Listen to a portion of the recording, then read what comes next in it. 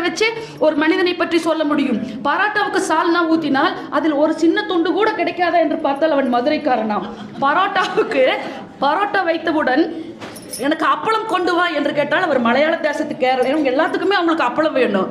பரோட்டா வைத்தவுடன் கொஞ்சம் இஞ்சி பூண்டு ஏதாவது கொஞ்சம் இருங்கன்னு சொன்னால் அவர் பீகார்காரன். அவர் கொஞ்சம் இஞ்சி பூண்டு சேர்த்து ஏதாவது ஒரு மசாலா கொடுத்தா அவர் பீகார்காரன். அம்மா ஒரு பரோட்டா சாப்பிடுறதை வைத்தே அவருடைய பண்பாட்டை அறிந்து முடியும் என்று என்னுடைய இளைஞர்கள்ட்ட தான் கேட்டுக்கொள்கிறேன். நான் குழந்தைகளிடம் கேட்டுக்கொள்கிறேன்.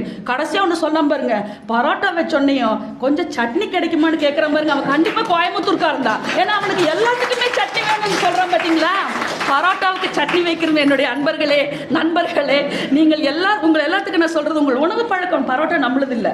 என் பையன் பரோட்டா எல்லாமே தூங்கமாக இருந்த காலம் இருந்தது.